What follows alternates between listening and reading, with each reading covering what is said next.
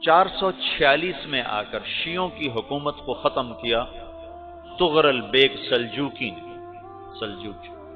Seljuk مسلمان ہوئے تھے محمود غزنوی کے دور میں، سلجوک ان کے بڑے کا نام تھا۔ تو ایک دفعہ محمود غزنوی نے سلجوک سے پوچھا اگر مجھے تیری مدد کی ضرورت ہو تو کتنے آدمی پیش کر سکتے ہو؟ تو اس نے ایک تیر دیا، کہا یہ ایک تیر ہے میرا، کسی کو یہ تیر بھیج کر میرے علاقے میں بھیج دو تو چند گھنٹوں میں 1,00,000 تلواریں تیرا پہرا دینے کے لیے تیار ہوں، میرے پاس اتنی طاقت ہے۔ تو یہ سلجوک کی نسل میں تھا تغرل بیگ۔ اللہ تعالیٰ نے جب عرب زوال کا شکار ہو گئے اور ضعف کا شکار ہو گئے، جیسے بڑھاپے کا کوئی علاج نہیں، جب قوموں پہ زوال آتا ہے تو اس کا بھی کوئی علاج نہیں، پھر اور قوم کو جگہ ملتی ہے۔ جیسے بڑھاپا ایک فرد پہ آتا ہے، ایسے بڑھاپا قوم پہ آتا ہے۔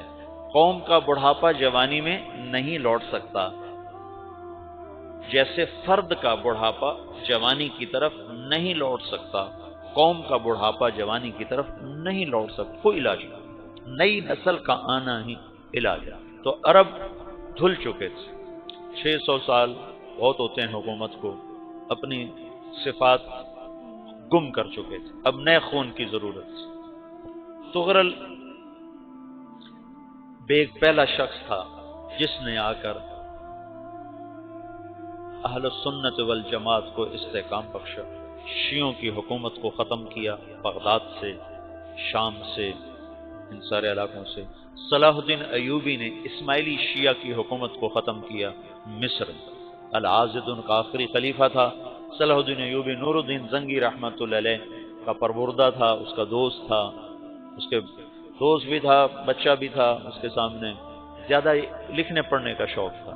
پھر اللہ تعالیٰ نے اس سے کام لیا اور اس کو مصر کا گورنر بنا کے بھیجا، مصر کی مدد کے لیے بھیجا۔ تو وہاں اس نے صلاح الدین ایوبی نے وہاں ختم کیا، تغرل بیگ نے یہاں ختم کیا۔ تو پھر سلجوق جو تھے نا یہ اقتدار میں آئے، ادھر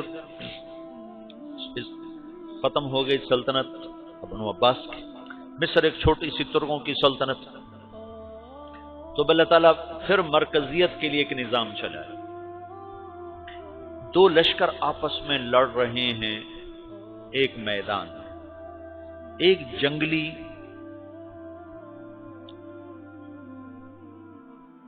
بدوؤں کا قافلہ، جنگل کے لوگ اپنے قبیلے کو لے کر، ایک جنگلی قبیلہ اپنے سردار کے ساتھ نقل مکانی کر رہا ہے ایک جگہ سے دوسری جگہ۔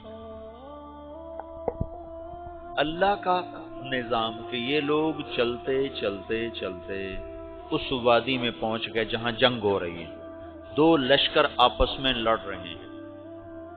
جب یہ وہاں پہنچتے ہیں تو ایک لشکر کے قدم اکھڑ رہے ہیں اور دوسرا غالب آ رہا ہے۔ ان کو نہیں پتا شکست کھانے والے کون ہیں اور فتح پانے والے کون ہیں، ان کو نہیں پتا۔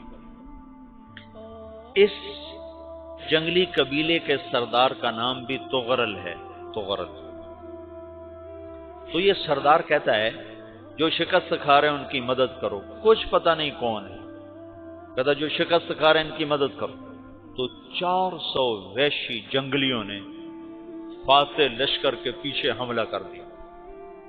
وہ تو ایک کافی ہوتا تو 400 دوڑ جب تلواریں پڑیں تو چند لمحوں میں نقشہ بدل گیا، بھاگنے والے جم گئے اور جمنے والے بھاگ پڑے۔ جب جنگ ختم ہوئی تو شکست خوردہ لشکر کے بادشاہ نے ان کو بلایا، اسے پوچھتا ہے مجھے جانتے ہو میں کون ہوں؟ کہا نہیں۔ کہا تو تم نے میری مدد کیوں کی؟ کہا انسانی ہمدردی کی وجہ سے، تمہیں شکست ہو رہی تھی اس لیے تمہاری مدد کی۔ اور اس نے اپنا تعارف کرایا، میں ہوں سلیمان سلجوقی، ترکی کا بادشاہ۔ مسلمانوں کا لشکر تھا اور تاتاریوں سے شکست کھا رہا تھا، تاتاری فتح پا رہے تھے، مسلمان شکست کھا رہے تھے۔ تو وہ اللہ کی غیبی مدد بن کر آئے، تو وہ اس سے کہتا ہے میرے ساتھ رہنا پسند کرو، تم نے میرے اوپر احسان کیا ہے، میں اس کا بدلہ دینا چاہتا ہوں، میرے ساتھ رہنا پسند کرو گے؟ کہنے کا کر لوں گا۔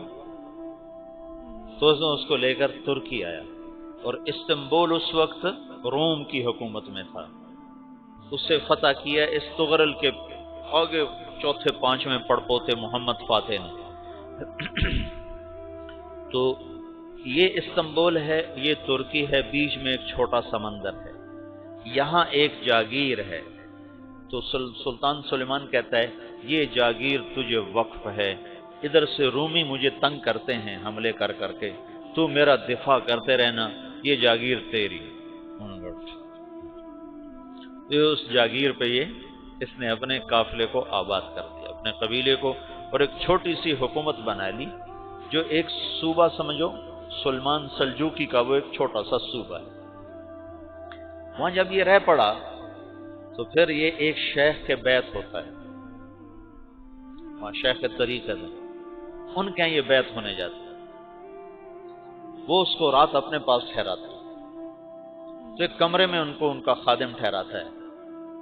یہ جب کمرے میں جاتا ہے تو سامنے دیوار میں تاکچے پر قرآن پڑا ہوا ہے، تو یہ تغرل بیگ کہتا ہے یہ کیا ہے، یہ کیا ہے؟ تو وہ خادم کہتا ہے یہ کتاب اللہ ہے، قرآن ہے۔ وہ اس کو وہاں چھوڑ کے باہر چلا جاتا ہے۔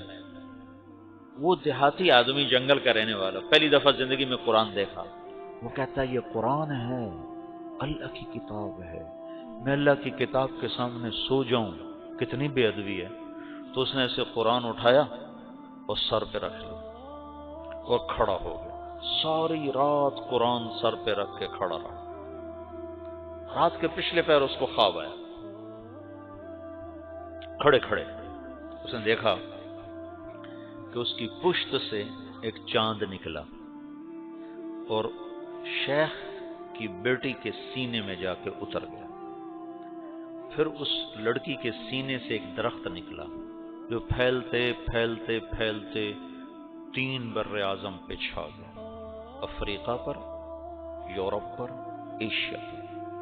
پھر اس کی آنکھ کھل گئی، وہ کھڑا ہوا ہے، تو اس نے صبح یہ خواب اپنے شیخ کو سنایا، تو انہوں نے اپنی بیٹی اس کے نکاح میں دے دی۔